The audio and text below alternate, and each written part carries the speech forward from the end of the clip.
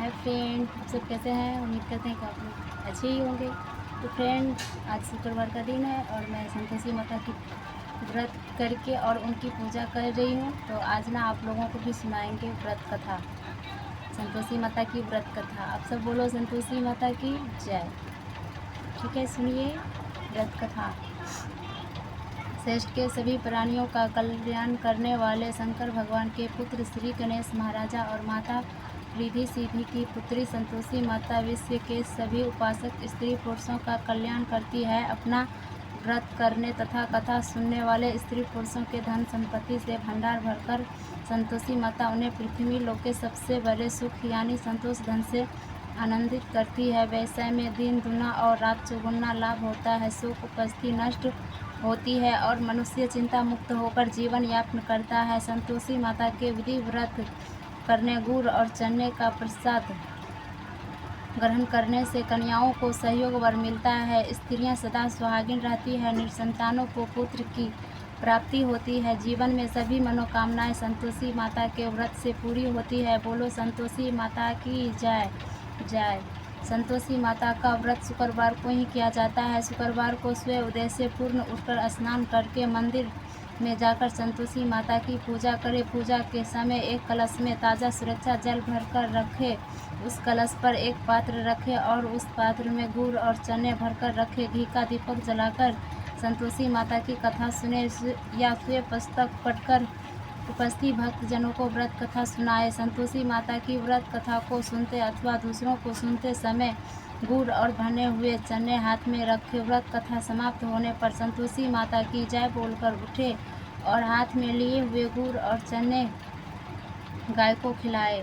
कलश पर रखे गए पात्र को गुड़ और चने को प्रसाद के रूप में उपस्थित सभी स्त्री पुरुषों और बच्चों को बांट दे। कलश के जल को घर के कोने कोने में छिड़ककर घर को पवित्र करे। शेष बचे हुए जल को तुलसी के पौधे में डाल दे।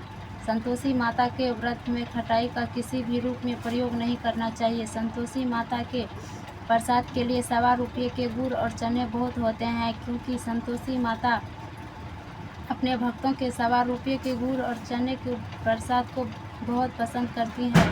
संतोषी माता भक्तों की मनोकामना को बहुत महत्व देती है। सच्चे हृदय से व्रत करने वाले स्त्री पुरुषों की मनोकामना संतोषी माता बहुत जल्दी पूरी करती है। संतोषी माता की अनुकंपा से जब व्रत करने वाले स्त्री पुरुषों की मनोकामना पूरी हो जाए तो उसे व्रत का उद्यापन करना चाहिए। उद्यापन में 2.5 सेर गेहूँ के आटे की पूरी, हलवा, खीर व चने का साग बनाए। किसी भी वस्तु में खटाई का प्रयोग न करें। उद्यापन के दिन विधि व्रत घी का दीपक जलाकर संतोषी माता की पूजा करें। फिर आरती के बाद सबको गुड़ और चने का प्रसाद बांटे। कलश में भरे जल को घर में छिड़ककर घर को पवित्र करें। उसके बाद घर परिवार के 8 छोटे लड़कों को भोजन कराए। घर परिवार के लड़के ना मिले तो आसपास के लड़कों को बुलाकर भोजन कराए। ब्राह्मण के लड़कों को भी भोजन करा सकते हैं।